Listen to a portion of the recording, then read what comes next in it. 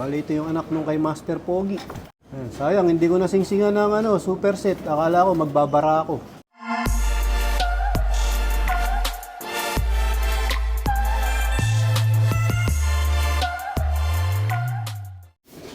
Welcome back mga kalapatids.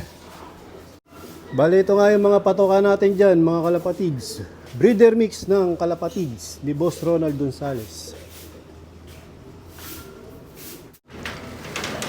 Bali ito na yung mga young bird namin. Parang kailan lang, nandito sa flooring lahat to.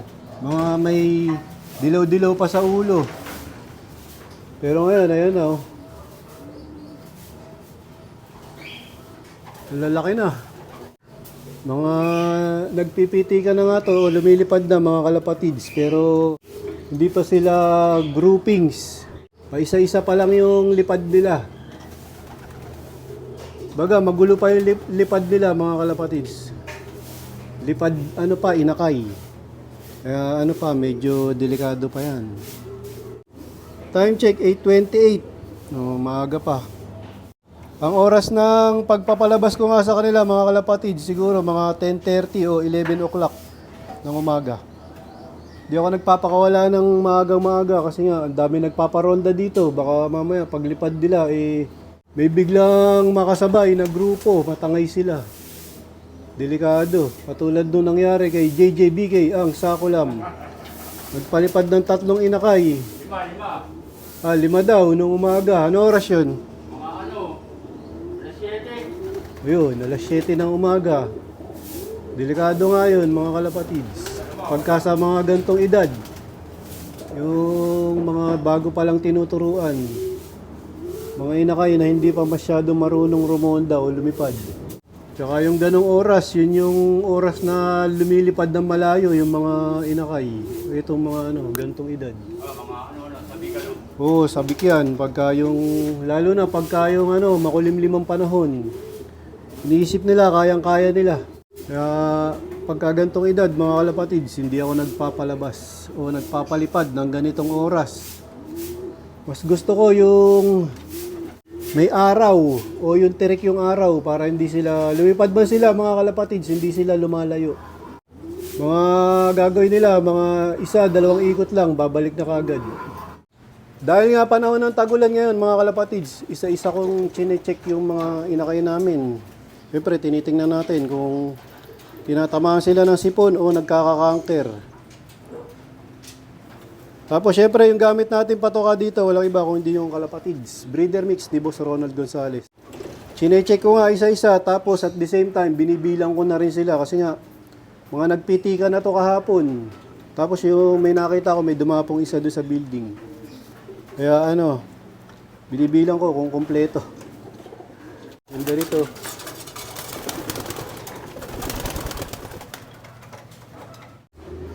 Bale, ito nga yung panahon dito ngayon. Ayan, umaambon. Baka kahit dito sa viewing, hindi ako magpalabas, mga kalapatids. Kasi mababasa lang sila ng maambunan lang sila. Baka masipon. Dito naman sa aming mga breeder, dito sa colony, mga kalapatids. Bali, second clutch na nga yung mga inakay namin dito. Bilis mangitlog nito nung kay Boss Russell.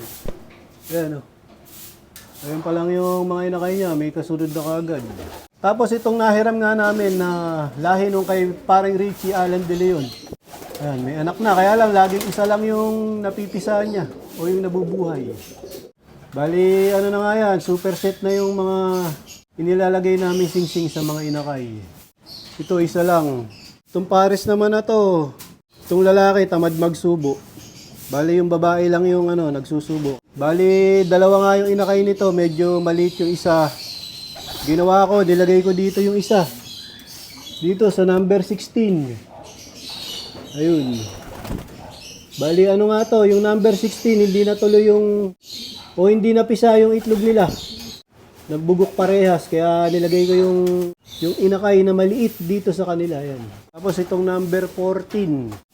Yung babae nga nito ay galing kay J. Rabal Barba. Yun, may 2 ng inakay. Ito yung barako niyan. Ito yung lahi ng Muliman o anak ni Superfly. Tapos dito sa mga breeder dito, itong number 20, ayan, meron ng 2. Bali na singsingan na namin yan ni JJB kayo sa kulam. Kinabitan nga namin ng ano yan, super set. Tapos yung isang anak niya, yung in-entry namin sa Alegre One Love Praise. Tapos dito sa parisan ni 8Mac, tsaka ni Posca. Ito number 21. Bali ang nangyari dito mga kalapatids. Parehas pinisa yung itlog nila, kaya lang maliit yung isa. Bali ang original lang na anak ni 8Mac dito ay ito.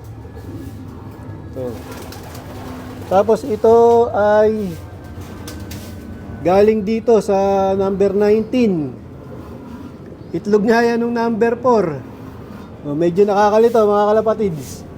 Ang nangyayari kasi hindi pantay yung yung inakay, mas malaki yung isa. Ang ginawa ko, yung inakay na nandito, yung mas malaking inakay na nandito, ito nga yan mga kalapatids. Nilagay ko dito. Yung kapatid naman nito, na mas maliit, nilagay ko dito sa 19 kasi laki niya yung inakay niya dito. Ayan o. Nilagay ko yung magkakapantay ang laki para hindi maiwan yung sinusubuan nilang inakay. Ayan o. Makikita nyo, pantay na yung laki ng mga inakay. Bali, ang nangyari dyan, yung isang anak ni Posca at saka ni 8Mac nandito. Ito nga. Ayan o. Ito. Kasi nga, hindi pantay yung laki. Maiiwan yung isang inakay. Ayan, makikita nyo, pantay na yung laki. Yung isang inakay na yun, mga kalapatids, yun yung talagang nandito. Yun yung pinayaya ko. Tatanong nyo, mga kalapatids, baka malito kami. Di po kami malilito dyan, mga kalapatids. Kasi nga, bago namin nilagay yan, may mga singsing na yan. Ayan o. Nilagyan na namin sila ng singsing. Naka-super set nga yan, mga kalapatids. Ganun nga yung ginawa namin dito sa aming mga breeder. Ginawa ko mga kalapatids, pag merong hindi pantay na laki ng inakay, hinahanapan ko siya ng na breeder na na kasi laki niya na inakay. Para hindi maiwan yung isa.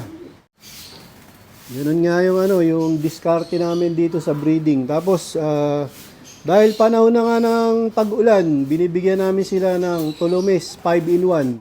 Yun nga yung bigay sa atin ni Ariel Tolome. Tsaka yung Tolomes Probiotics, gamit natin ngayon yan. Ayan, bali, second clutch na nga. Ito yung kondisyon ng aming mga breeder dito sa colony. Ayan. Balik tayo dito sa mga young bird. Kulimlim at umaambon-ambon. Mahirap na, yung gantong edad, baka mawala. Pwedeng mag-skip muna ako ng isang araw. At the same time, gugulang sila. Sabi nga nung ibang veterano na sa pagtuturo ng mga inakay, mas maganda daw palabasin na yung may kulay na yung mga mata nila para maliwanag o kitang-kita nila yung paligid, hindi sila kaagad-agad mawawala. Pero yan, kanya-kanyang diskarte ng pagtuturo. Ngayon nga, yung ginawa ko ng pagtuturo, dire-diretso. Simula nung 25 to 30 days, nilagay ko na sila sa landing board. Kada 10:30 ng umaga, tapos dire-diretso na yun mga kalapatids. Hanggang sa natuto na silang maggala dito sa buong bubong namin. O dito sa bubong ng loop namin. Tapos ito na nga sila, hanggang sa lumilipad-lipad na sila. Kaya lang, mga 3 ikot lang, bumababa na kagad sila. Ilang linggo pa, na yan, mag-groupings na yan, roronda na yan. Bali, ito nga yung si Itim. Siya yung pinakamatanda dito. Hindi ko sinasabay itong si Itim dito sa mga mas bata. Kasi nga, marunong na lumipad at rumonda yan si Itim. Bali, ito yung anak nung kay Master Pogi. Sayang, hindi ko nasingsingan ng super set. Akala ko magbabara ako. Kaya Pansiers band lang yung nailagay namin. Pero okay lang yan. Mga kalapatids, meron akong bisita. Malayo pa yung pinanggalingan. Kalapatids ng Dasma. Hi po, ako po si Noel Luna, kalabagis po ng Dasma. Sa ito po pala kay Mr. Reggie, salamat sa iba kasama dito. Sa mga kalapagin sa Dasma po, timpera po din sa Southwest. Ilan po. Sa family ko, Mrs. Fred, saka mga alam ko. Yeah. Sir. Ako pala si Alex Gumana, Tropang Dasma, Pansir. Eto, nandito kami kay Boss Reggie. Visit kami. First time namin, first time. Bumili ng aling kikas yan. Yes. Oo. Dumayo dito para bumili ng aling kikas. Yun. Salamat sa inyo mga kalapatids ng Thank you Dasma. po, thank you, Boss Reggie.